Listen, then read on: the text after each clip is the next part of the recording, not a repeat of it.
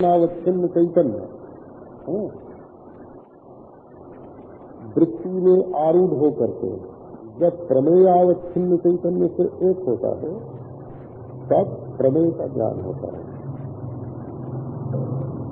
तो जब प्रमेयावच्छिन्न चैतन्य ही है, जब प्रमेय से अवच्छिन्न चैतन्य ही है, प्रमेय में आभास को नहीं मानते हैं, है ना। अंतःकरण में आभास को मानते हैं और प्रमेय में आभास को नहीं मानते हैं। तो एक स्थान पर आभास को मानना और दूसरे स्थान पर आभास को न मानना, इसका कारण क्या है? असल में यहाँ भी अंतःकरणावच्छिन्न है, अंतःकरणावच्छिन्न चैतन्य है प्रमाता, उसी की संज्ञा प्रमाता है। और वहाँ भी प्रमेयावच्छिन्न चैतन्य जो है तो वही है। चैतन्य चैतन्य की जहाँ एकता है,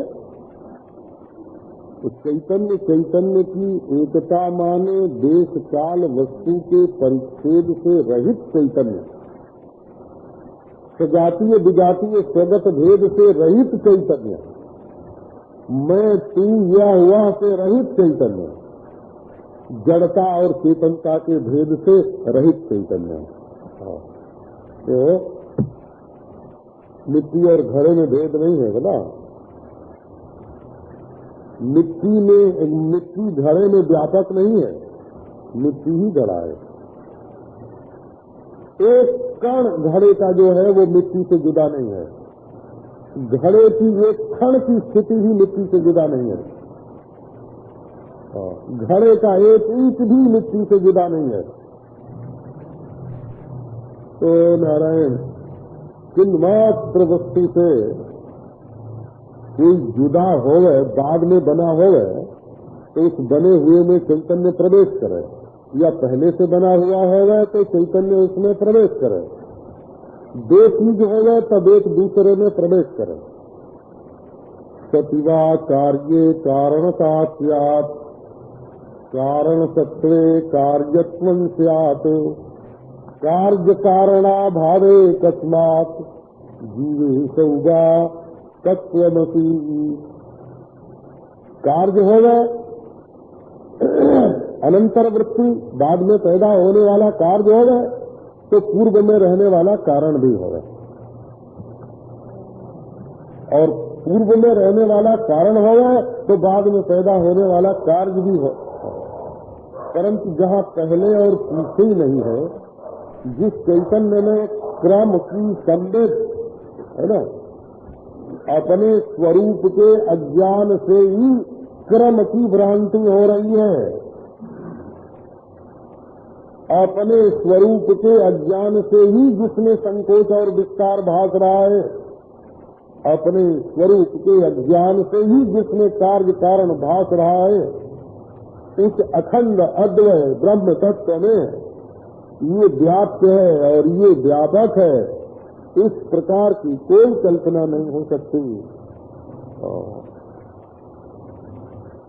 व्यापक सत्य व्याप्यता स्यात्, व्यापक हो गए तो व्याप्यता हो गए, व्याप्य सत्व व्यापकता स्यात्, यदि व्याप्य हो गए तो व्यापक हो गए। उभयाभावे, जहाँ न व्याप्य है न व्यापक है, वहाँ तस्मात् जीवे सौ, आधार कारण हो गए और आधेय कार्य हो गए, पूर्ववर्ती कारण हो गए, पश्चातवर्ती कार्य हो गए, समष्टिवर्ती कारण हो गए, समष्टि कारण हो गए और व्यष्टि कार्य हो गए। परंतु जहाँ देश में व्यष्टि और समष्टि का भेद नहीं, जहाँ काल में पूर्व और पश्चात का भेद नहीं, महान और परमाणु का भेद नहीं, जहाँ वस्तु में महान और परमाणु का भेद नहीं, उस एक अद्वितीय चैतन्य तत्व में व्यापक और व्याप्यता का भेद नहीं होता है। तो ये श्रुति ही है, व्याप्य व्यापकता मिथ्या, ये तेजो बिंदु श्रुति है। बड़ा अद्भुत। इसका यदि फलितार्थ देखो, निष्कर्ष क्या निकलता है? सर्वम आत्मेति शासनात्, श्रुति कहती है सर्वम जदय आत्मा, ये जो कुछ है सब अपना आपा है। अपना आत्मा ही। जो कुछ सर्वत्व न प्रतीयमान जो कुछ है तो तत्वतः अपना आत्मा है। अन्य अन्य के रूप में, भिन्न भिन्न के रूप में जो कुछ भाग रहा है, या मैं तुम वह के रूप में जो कुछ भाग रहा है, यहाँ वहाँ बाहर भीतर के रूप में जो कुछ भाग रहा है, अब तब कब के रूप में जो कुछ भाग रहा है, सर्वम प्रतीयमानम सर्वम भासमानम, जो कुछ प्रतीत हो रहा है वो सब अपना अपना स्वरूप ही है। इसका फलितार्थ देखो। यदि द्वैत का निषेध करना हो तो कहो कि जो कुछ प्रतीत होता है सब मिथ्या है, और यदि अद्वैत का निरूपण करना हो तो कहो कि जो कुछ प्रतीत होता है सब ब्रह्म ही है। तो जन्म मरण भी ब्रह्म है या जन्म मरण है ही नहीं, ऐसे बोलना पड़ेगा वेदांत में। जन्म मरण नाम की कोई चीज नहीं है। क्यों? बोले काल ही नहीं है। अथवा जन्म मरण भी ब्रह्म रूप ही है, क्योंकि ब्रह्म के सिवाय जन्म मरण क्या है? तो नहीं है तो भी जन्म मरण से मत डरो, और है तो भी मत डरो। जन्म मरण नहीं है तो डरने का कोई कारण नहीं, और जन्म मरण ब्रह्म ही है तो भी डरने का कोई कारण नहीं। जन्म मरण नहीं है तो भी डरने का हेतु नहीं, और जन्म मरण ब्रह्म ही है तो तब भी डरने का हेतु नहीं। अच्छा बोले नरक स्वर्ग दोनों नहीं है, जन्म पुनर्जन्म दोनों नहीं है, आवागमन बिल्कुल नहीं है। तो नहीं है तो भी डरने की कोई बात नहीं, और नहीं तो नरक और स्वर्ग और आवागमन है और जन्म और जन्मांतर सब ब्रह्म ही है, तो तब भी डरने की बात नहीं। क्यों डरते हैं? कीड़ा और ब्रह्मा दोनों नहीं है, तो कीड़ा होने से भी मत डरो, ब्रह्मा होने से भी मत डरो, नहीं तो दोनों ब्रह्म है। पूरा पश्चिम उत्तर दक्षिण, पहले पीछे, यहाँ वहाँ अब तक, या वह, या तो निषेध की दृष्टि से देखो तो नेति नेति कुछ है नहीं, भगवान द्वितीयाद्वयी भयम भवती, दूसरा हो गए तो उससे भय हो गए। अभयम भवई ब्रह्म तद विजिज्ञासत्व, ब्रह्म तो अभय तत्व है। अब दो में से देखो कौन सी चीज जचती है आपको। पहले आप अपने को साक्षी निश्चय करें कि मैं जागृत का भी साक्षी, स्वप्न का भी साक्षी, सुषुप्ति का भी साक्षी, समाधि का भी साक्षी, मैं पूर्व पश्चिम का भी साक्षी, बाह्याभ्यंतर का भी साक्षी, और सृष्टि की आदि का भी साक्षी, और प्रलय का भी साक्षी, देश काल वस्तु सजातीय विजातीय सोबत सबका साक्षी। तो इस साक्षी को परिच्छिन्न करने वाला कौन? कोई परिच्छेदक हेतु नहीं है। जितने परिच्छेदक, इसको टुकड़ा बनाने वाले जितने कारण हैं, वे सब के सब झूठे हैं। तो वेदांत तत्व दृष्टि से उपदेश करता है, और तत्वमसि। अरे बेटा कहाँ फंसे हो? जो मर गया उसके लिए रोते हो कि तुम मरोगे इसके लिए रोते हो?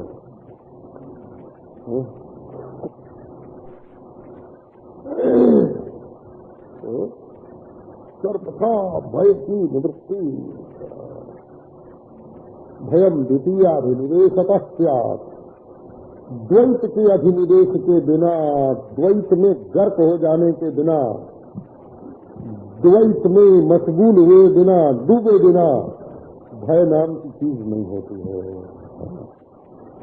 जब तुम द्वैत से तन्मय हो जाते हो, द्वैत को सच्चा समझ करके उसमें गर्क हो जाते हो, डूब जाते हो, मशगूल हो जाते हो, द्वैत भ्रांति से आक्रांत आस्कंदित हो जाते हो, तब तुम्हारे सामने भय उपस्थित होता है। नहीं तो भय का तो कोई कारण ही नहीं है। इति ज्ञाते परे तत्वे भेदस्यावसरः कुतः। पर तत्व का साक्षात्कार हो गया। जो सबसे परे है वही आत्मा है। तो परे माने इधर उधर ऐसे नहीं होता। अब परे माने ऐसे ऐसे बाहर को नहीं बोला, जिसमें बाहर और भीतर का निषेध हो जाने के बाद जो अनिषिद्ध तत्व रह जाता है, सर्व विशेष अशेष विशेष निषेधावशेष, अशेष विशेष का निषेध कर देने पर जो अवशिष्ट आत्म तत्व है, जिसका निषेध होना शक्य ही नहीं है। मैं नहीं हूँ, करो बोलो, तो ऐसे ही हो ना, मम्मा मुझे जज्बा नाचते, मेरे मुंह में जीभ नहीं है, बोलो मैं नहीं हूँ, सोचो मैं नहीं हूँ, कौन सोच रहा है मैं नहीं हूँ, कौन बोल रहा है मैं नहीं हूँ, कौन सोचेगा मैं इतनी देर नहीं रहा, सुषुप्ति में मैं नहीं रहा, समाधि में मैं नहीं रहा, प्रलय में मैं नहीं रहा। अरे उसके फिर सारे व्यवहार तो करते हो, तुम नहीं होते तो प्रलय को कौन देखता, मृत्यु को कौन देखता, समाधि को कौन देखता। कृत्या निवारितम नूनम नानात्वम स्वमुखे नहीं, स्वयं श्रुति ने अपने मुख से नानात्व का निवारण किया है। नानापना माने अनेकपना। ये जितने राग द्वेष होते हैं वो अनेक पने से ही होते हैं। ये मेरा तेरा जो है ना, ये बड़ा झगड़ा पैदा करता है। तो ये बढ़िया है और ये घटिया है। दो बच्चे रोने लगते हैं, खिलौना खरीदने के लिए गए, पहले दिवाली पर हम लोग बढ़िया खिलौना खाते थे हो, दिवाली के दिन खाड़ का हाथी, खाड़ का घोड़ा, खाड़ का गधा, खाड़ की औरत, खाड़ का मर्द, खाड़ का बच्चा, और सब का सब खा जाते थे हम लोग। बोले आपस में लड़ते थे, एक कहता था हम हाथी लेंगे गधा नहीं लेंगे, एक कहता था हम घोड़ा लेंगे हम गधा नहीं लेने वाले, एक हम मर्द लेंगे औरत नहीं लेंगे। अब न औरत न मर्द न गधा न घोड़ा न हाथी, वो तो सारा का सारा खाड़ केवल इसमें आकृति ही तो ऐसी बनी हुई है ना। तो तत्व दृष्टि जो है, तत्व दृष्टि जैसे तत् माने घोड़ा, तत् माने हाथी, तत् माने औरत, तत् माने मर्द, तत् माने गधा, और त्वा माने जो औरत मर्द हाथी घोड़ा गधा सब में जो एक रस, उसको बोलेंगे तत्व। आकार के आरोप से विनिर्मुक्त, ये जो सकल सूरत मालूम पड़ती है ना, सकल सूरत का ख्याल छोड़कर चीज को पकड़ो। सकल टूटती है, चीज नहीं टूटती। मर्द की शकल टूट जाएगी, चीज थोड़े टूटेगी। पंचभूत टूटता है, तत्व नहीं टूटता। विकृतियां टूटती हैं, तत्व नहीं टूटता। प्रकृतियां टूटती हैं, तत्व नहीं टूटता। आकार प्रकार विकार संस्कार ये टूट जाते हैं, तत्व नहीं टूटता। आदि व्याधि समाधि, शरीर में व्याधि, मन में आदि, स्थूल शरीर में व्याधि, सूक्ष्म शरीर में आदि, कारण शरीर में समाधि, और ये सब के सब जिस उपाधि में है वो उपाधि टूट जाती है, तत्व नहीं टूटता।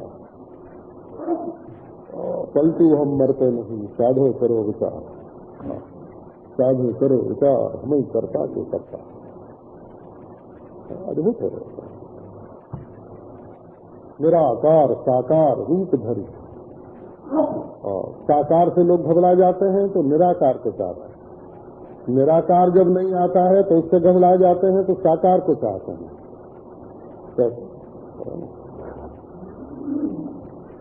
तो वो कैसा है? साकार है, बोले साकार से विलक्षण है। तो वो निराकार है तो वो निराकार से भी विलक्षण है। चले साकार और निराकार दोनों से विलक्षण है, कहाँ दोनों से विलक्षण है। तो वो कौन है? तो वो तू ही है, वो तू ही है, ये वेदांत कहता है। श्रुत्या निवारितम नूनम नानात्वम स्वमुखे नहीं स्वयं श्रीमुक्त नेह नानास्ति किंचन। तो उसी ने कहा कि भाई मेरे यह माने तत्व विचारे विचार दशाया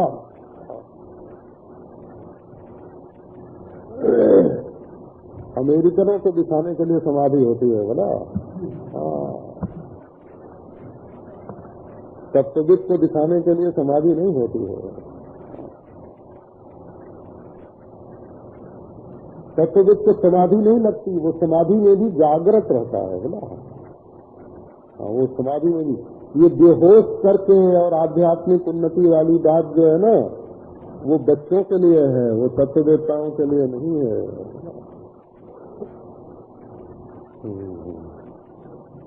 एक बार एक पंडित ने कह दिया कि बेटा घर में मत जाना, हाउ है। अब वो तो देखा गया घर में अंधेरा, भाग के आया। अरे पिताजी मैंने तो हाउ देखा है ना। तो पिता को हंसी आ गई कि हमने तो ये अंधेरे घर में जाए नहीं इसके लिए आरोपित किया था, हमने तो कल्पना की थी। हम तो ये जहाँ तुम्हारा फंसाव है ना, स्त्री में, पुत्र में, धन में, इसके लिए तुम्हें चाहते हैं कि स्वर्ग में रुचि उत्पन्न हो जाए तो कुछ पैसे का फंसाव तो कम हो गए। ईश्वर के साथ तुम्हारा कोई रिश्ता नाता जुड़ जाए तो यहाँ दुनिया का रिश्ता नाता कुछ ढीला तो पड़े। तो हम तो ये समाधि में सुख इसलिए बताते हैं कि जो तुम समझते हो कि धन इकट्ठा करने में ही सुख है, भोग में ही सुख है, कर्म में ही सुख है, तो हम कहते हैं देखो इनके बिना भी सुख है। ये देख लो, एक नमूना दिखाना चाहते हैं। और अगर तुम उस नमूने को ही पकड़ लो, असली माल को न देखो, तो नमूना दिखाना चाहते हैं। स्वर्ग में रुचि उत्पन्न करके, वैकुंठ में रुचि उत्पन्न करके, समाधि में रुचि उत्पन्न करके, इधर की जो आसक्ति है उसको छुड़ाना चाहते हैं, इधर के राग द्वेष को छुड़ाना चाहते हैं। तुम्हारी चित्तवृत्ति को तत्व दर्शन के लिए उन्मुख बनाना चाहते हैं। तो लेहनानास्ति चिंतन, आओ तत्व विचार करो, तत्वानुसंधान करो। नाना नाम की कोई चीज नहीं है। दोषो की कथम भासो भवेदन्य स्थिते चाद्वय कारणे। काल परिच्छेद से रहित अविनाशी, देश परिच्छेद से रहित परिपूर्णतम, वस्तु परिच्छेद से रहित अद्वितीय और अन्यत्व से रहित स्वात्मा चैतन्य, ऐसा जो अविनाशी परिपूर्णतम अद्वितीय अन्यत्व के संस्पर्श से गंध से विनिर्मुक्त जो अपना आपा है, ये अपना कोई ऐरी गैरी चीज नहीं है। ये साक्षात ब्रह्म है, इसके सिवाय दूसरी कोई वस्तु नहीं है। इसमें आहा महा महा महंकार कार्यता दोषो विहित श्रुत्या मृत्योर मृत्युम स गच्छति यह पश्यति नानात्वं मायया वंचितो नरः श्रुत्या निवारितं नूनम्। दोषो विहित श्रुत्या मृत्युर्मृत्युम स गच्छति। श्रुति ने कहा है कि यदि तुम नानात्व देखोगे, अनेक का ही दर्शन करोगे, बढ़िया और घटिया की खोज में ही रह जाओगे।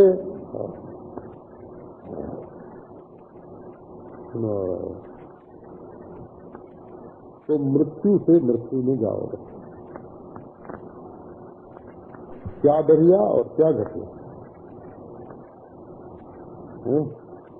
जब सब नींबुओं में रस एक तरीका खट्टा ही है, तो उस पर कलर पीला हुआ कि लाल हुआ कि हरा हुआ, इसका क्या फर्क पड़ा?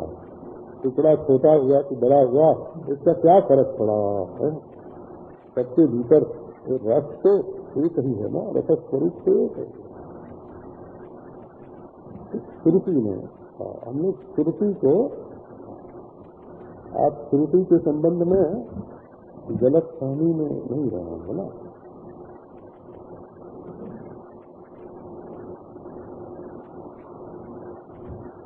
श्रुति को बोलते हैं अपौरुषेय। श्रुति का एक नाम है कि अपौरुषेय वेदवाद, अपौरुषेय वाणी है।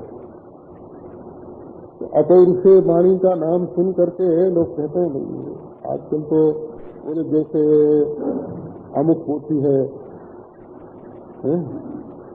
जैसे सातवें आसमान पर से उतरी हुई पोथी प्रमाण है, जैसे संदेश लाने वाले के द्वारा लाई हुई पोथी प्रमाण है, जैसे किसी के द्वारा लिखी हुई पोथी प्रमाण है।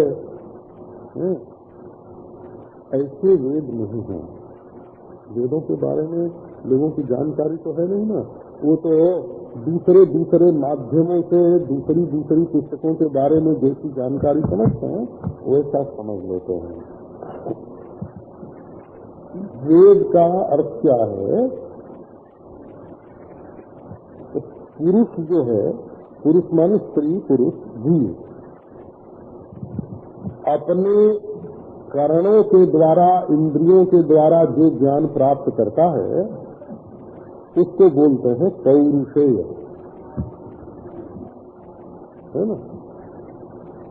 तो देखो, आंख से केवल रूप का ही ज्ञान होगा या रूप के जो हजारों भेद हैं उसका ज्ञान होगा। कान के द्वारा आप आ सुन सकते हैं और उसके हजारों भेद सुन सकते हैं।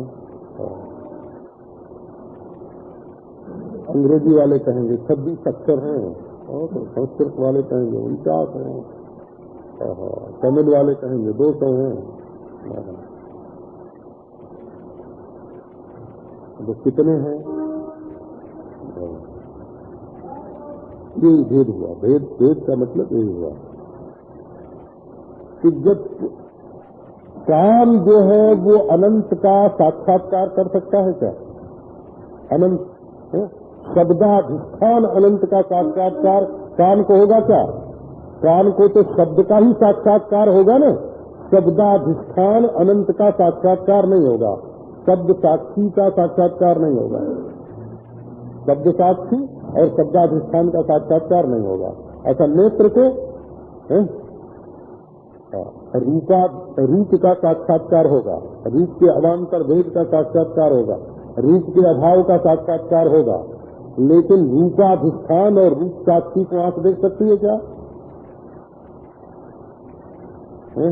नासिका गंध के अवान्तर भेद और गंधाभाव को जान सकती है, गंध को जान सकती है, परंतु गंध के अधिष्ठान और गंध के साक्षी को नासिका जान सकती है क्या?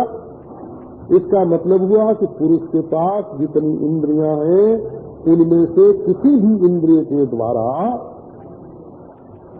बाहर की इंद्रियों के द्वारा और भीतर जो मन है, जो बुद्धि है, जिसके द्वारा अनुमान किया जाता है उसके द्वारा, तो जो अनुभव होगा उसी के बारे में ना अनुमान होगा, और अनुमान होने के बारे में भी तो इंद्रियों से उसका अनुभव ही होगा।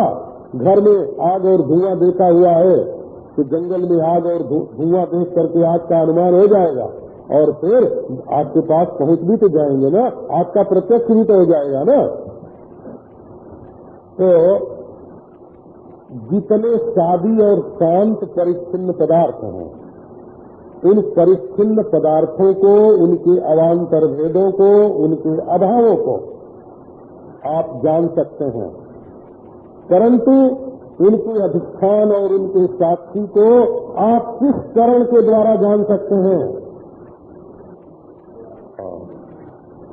तो वेद का मतलब क्या होता है कि ये अनुभव पुरुष के करणों के द्वारा लौकिक दशा में कभी नहीं हो सकते, जिनका इंद्रियों से प्रत्यक्ष नहीं हो सकता, अनुमान नहीं हो सकता, अर्थात अनुपलब्धि से जो नहीं जाने जा सकते, है ना।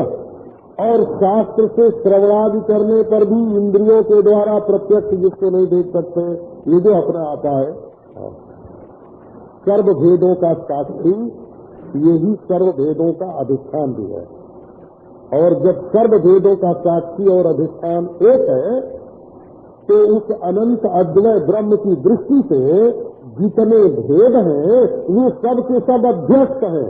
अध्यस्त है माने है ही नहीं, बिना हुए भास रहे हैं, प्रतीयमान है, केवल भान मात्र है। अब देखो कोई जिद करे कि नहीं हम तो एक टुकड़े को ही पकड़ेंगे, बाबा मेरे तुम्हारी मौज है पकड़ो। पहले हमको बड़ा मजा आता है, गुड़ खाते हैं तो बड़ा मजा आता है। अरे भाई गुड़ खाने का मजा तभी तक है जब तक रसगुल्ला नहीं मिला है खाने को, बोला है? और गुड़ गुड़ खाने को मिले तो नमकीन की जरूरत पड़ जाएगी, खटाई की जरूरत पड़ जाएगी, सादे भोजन की जरूरत पड़ जाएगी। ये जो एक एक टुकड़े को पकड़ करके तुम रागद वेश कर बैठे हो, समझ में नहीं आता। इस देह से मैं करके राग हुआ कि नहीं? शत्रु के देह से द्वेष हुआ कि नहीं? है ना। मच्छर को वो मारते हैं महाराज चक्र से, खून ही खून हो जाता है। खटमल को पीस देते हैं। और चीनी लोग तो नारायण मच्छी और चीटी और नारायण मच्छर सबका भोग लगा लेते हैं। तो देखो रागद द्वेष जो है ना, किस समय भेद बुद्धि के कारण ही रागद द्वेष है। अरे भाई मतवादिन संवरज यही, अपने अपने इष्ट देव को व्यापक मानत हो कि नहीं। जो तुम व्यापक ना ही न मानत, जीव दशा सहाय रही। अच्छा, तुम्हारे जो गुरु जी हैं वो दूसरे के गुरु जी में है कि नहीं है? अगर ब्रह्म है तो सब गुरुओं में कई गुरु जी रहेंगे ना, ब्रह्म ही रहेंगे ना। तो जब तुम दूसरे के गुरु जी की निंदा करोगे और अपने गुरु जी की तारीफ करोगे तो अपने गुरु जी को टुकड़े करने का दोष लगेगा ना तुमको। तुम्हारे गुरु जी तो परिपूर्ण है, गुरु तो तत्व है, वो शरीर में अभिव्यक्त हुआ है। जब तुम राम की प्रशंसा करोगे और कृष्ण की निंदा करोगे, और कृष्ण की प्रशंसा करोगे और राम की निंदा करोगे, तो सालग्राम और नर्मदेश्वर दोनों में रहने वाला जो पंचभूत है, उसी को न टुकड़े टुकड़े करोगे। उस सत्ता को ही तो काटोगे, उस चैतन्य को ही तो काटोगे, उस परमेश्वर को ही तो काटोगे ना तुम अपने मन से। इसी को आत्मघात बोलते हैं। अपने मन से जब भेद बुद्धि कर ली, काट गया हो, तो संसार के लोग राग देश के चक्कर में फंसे हुए हैं। और पहचाने तो एक तृण को नहीं है? और दावा करें कि हमारा ही विचार सबसे बढ़िया है। एक कण की पहचान नहीं, एक चीटी की पहचान नहीं, एक कटमल की पहचान नहीं है? आत्मदेव को तो जानते नहीं है, बोले अपने आप को तो जानते नहीं है। कहाँ फंसे हैं, कहाँ गिरे हैं, क्या है, कौन है? तो ये भेद में बड़ा भारी दोष है। क्या दोष है? मृत्योर मृत्यु सगच्छति। एक मौत से छूटोगे, दूसरी मौत में जाओगे।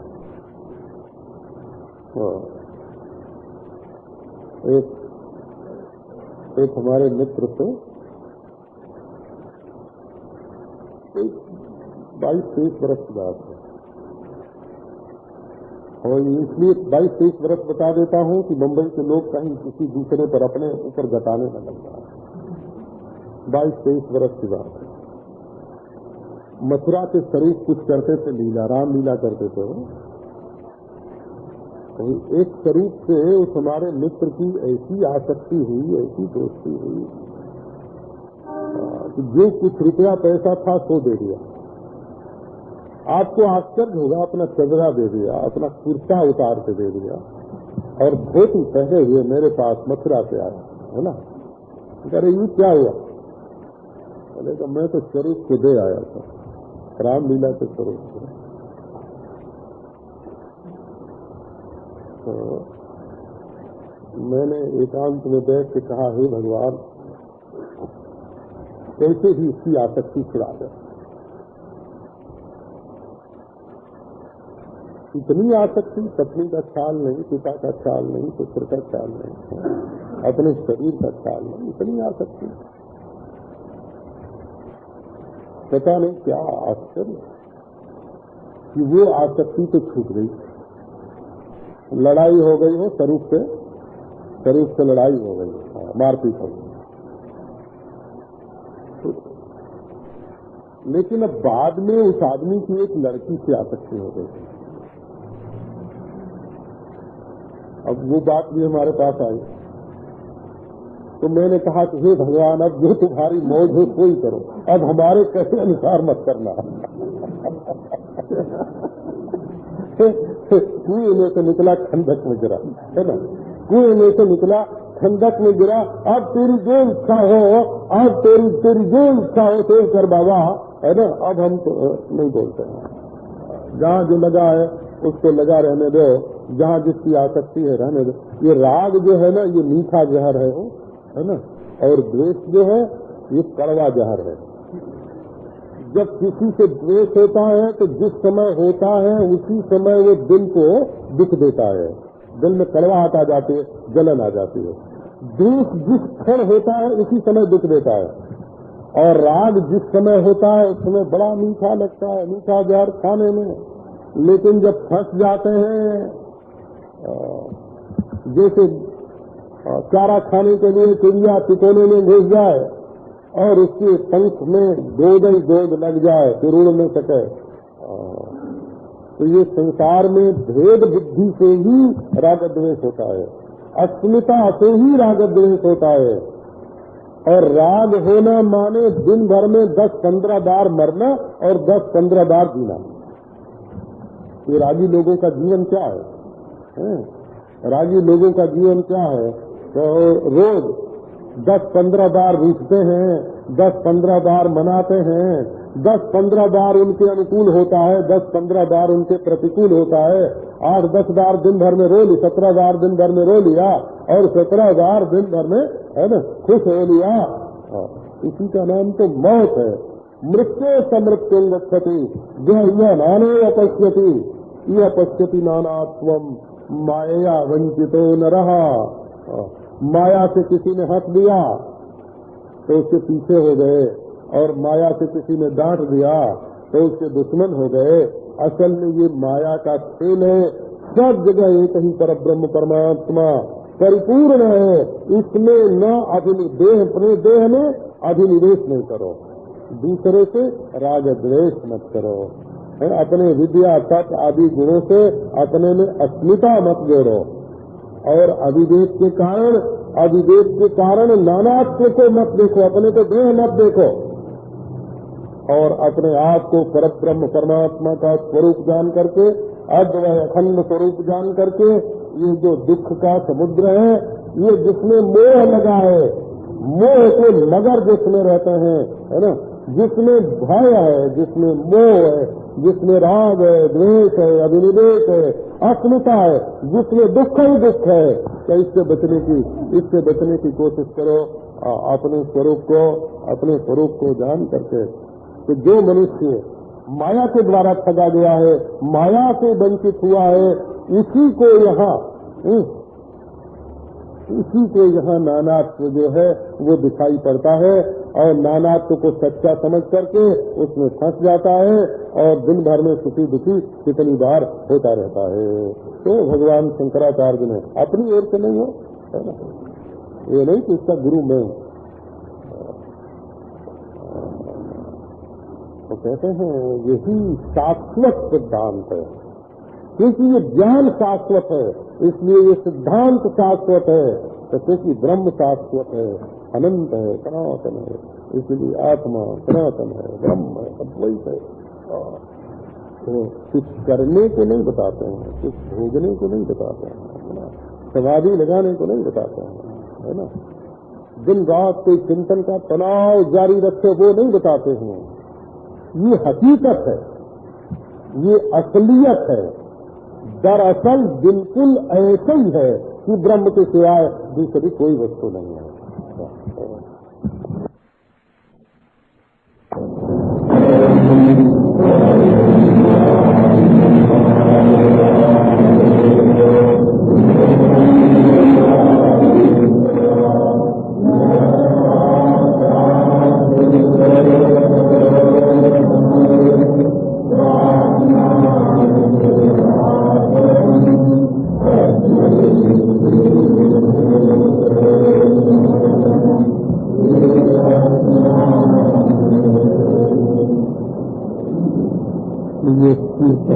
प्रभाव्यस्तः प्रपंचे भाति भासुरः समहं सद्गुरुं वन्दे पूर्णानन्दं चिदात्मकम्। ओम शांति शांति शांति। सज्जन से बातें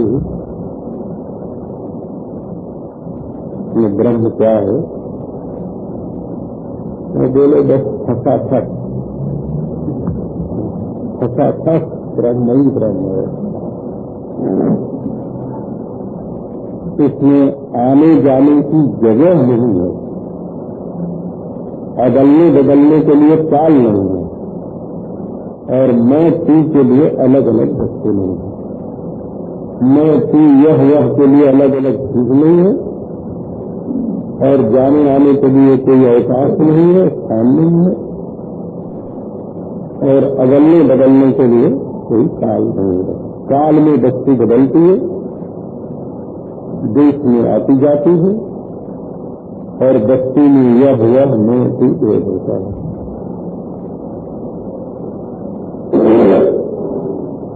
इस पर चित्त क्यों नहीं है? इस निश्चय पर, इस तत्व पर। कुछ थोड़ी वस्तुओं से मोह माया कर लेते हैं कि ये हमारे पास बनी रहे, कुछ थोड़ी सी वस्तुओं से द्वेष कर लेते हैं कि ये हमारे पास न आए। ऐसा क्यों करते हैं? अपने को मुन्ना मुन्ना मैं मान लेते हैं।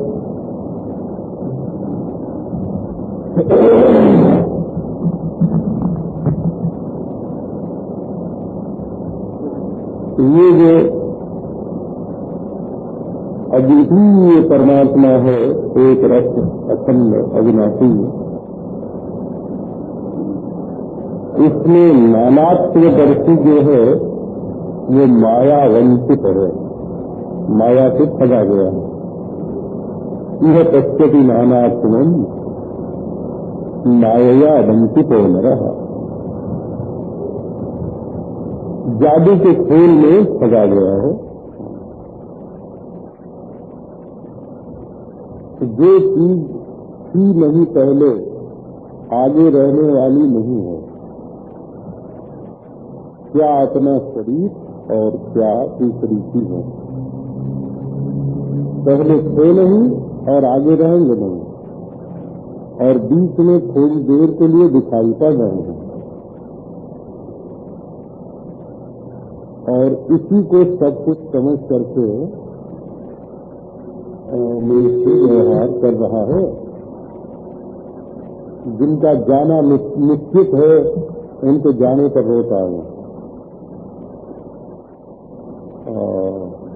जिनका आना निश्चित है, उनके आने पर रोता है। तो ये तत्व ज्ञान, ये शिक्षा देता है, जैसा दिखता है वैसा दिखने दो। मैं दिखे, तुम दिखे, यह दिखे, वह दिखे, जो दिखता है तो दिखने दो, और जो बदलता है तो बदलने दो, और जो आता जाता है उसको आने जाने दो। ये सब जादू का खेल, दुनिया ऐसी चल रही है। ब्रह्मणः सर्वभूतानि जायन्ते परमात्मनः तस्मादेतानि ब्रह्मैव भवन्तीत्यवधारयेत्। ब्रह्मैव सर्वनामानि रूपाणि विविधानि च कर्माण्यपि समग्राणि बिभर्तीति विसृजगौ। सुवर्णाज्जायमानस्य सुवर्णत्वं च शाश्वतम् ब्रह्मणो जायमानस्य ब्रह्मत्वं च तथा भवेत्। तो ब्रह्म की अद्वितीयता सिद्ध करने के लिए उसमें कारणपने का अध्यारोप किया जाता है। ब्रह्म जगत का कारण है ये बताने में तात्पर्य नहीं है। एक अवस्था में ब्रह्म कारण है और एक अवस्था में कार्य। तो बहुत दिन तक ये भ्रांति मन में बनी रहती है कि जो भीतर है तो ब्रह्म है, जो बाहर है तो संसार है, जो कारण है तो ब्रह्म है, जो कार्य है तो संसार है, जो दृष्टा है तो ब्रह्म है, जो दृश्य है तो संसार है।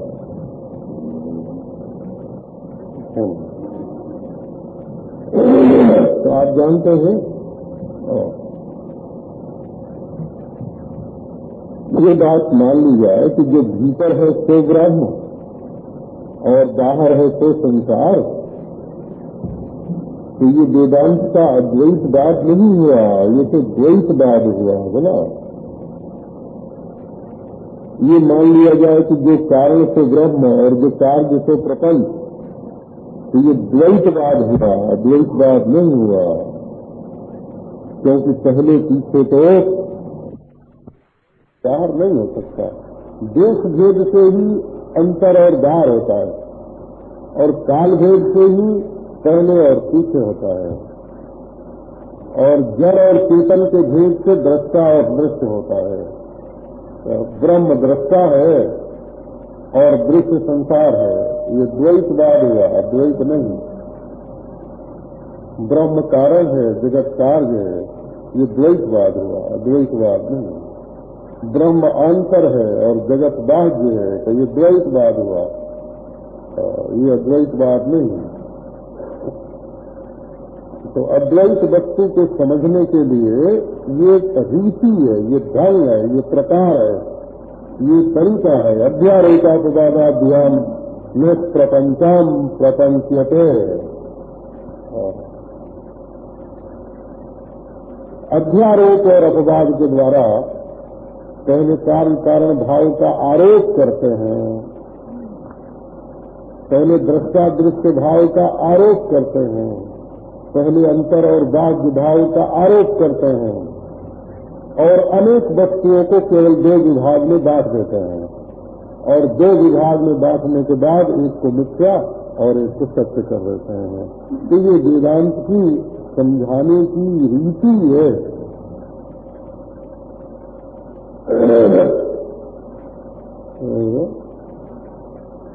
ब्रह्मण सर्वभूतानि जायन्ते परमात्मनः। किसी ने कहा ये जगत चार भूत से है, किसी ने कहा ये जगत परमाणु से है, किसी ने कहा कि अजीव द्रव्य से हुए। ये पदार्थ द्रव्य दो तरह से होते हैं, एक अजीव एक सजीव, निर्जीव और सजीव। किसी ने कहा शून्य से हुआ, किसी ने कहा प्रकृति से हुआ ये प्रपंच, किसी ने कहा नियति से हुआ, किसी ने कहा काल से हुआ, किसी ने कहा यदृच्छा से हुआ, किसी ने कहा स्वभाव से हुआ, किसी ने कहा ईश्वर ने बनाया। उसमें भी किसी ने गणेश, किसी ने देवी, किसी ने कुछ, किसी ने कुछ। तो श्रुति इन सब मतभेदों का निराकरण करके कहती है कि जो अद्वितीय अनंत है, संपूर्ण अध्यास जिसमें किए जाते हैं, होते हैं, चाहे उसको फूल की माला समझो, चाहे दरार समझो, चाहे डंडा समझो, चाहे सांप समझो, आधारभूत जो रज्जु है वही सत्य पदार्थ है। तो कारण की अद्वितीयता का निरूपण करने का जो कारण ब्रह्म कारण है ऐसा जो निरूपण करते हैं, उसके कारणत्व का निरूपण करने के लिए नहीं, उसके अद्वितीयत्व का निरूपण करने के लिए कि ब्रह्म अद्वितीय है।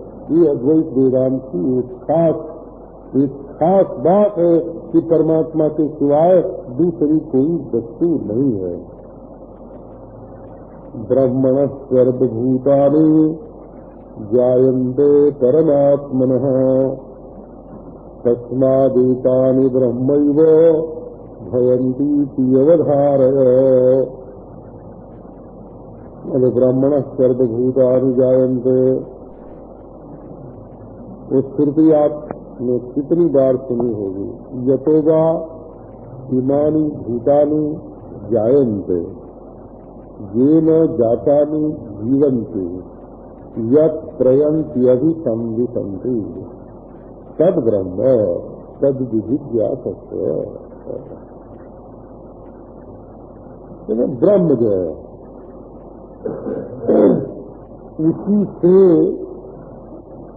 उसी में ये सब के सब जैसे श्मशान में भूत प्रेत चेत रहे हों, वैसे ये प्राणी वर्ग चेतित होता है।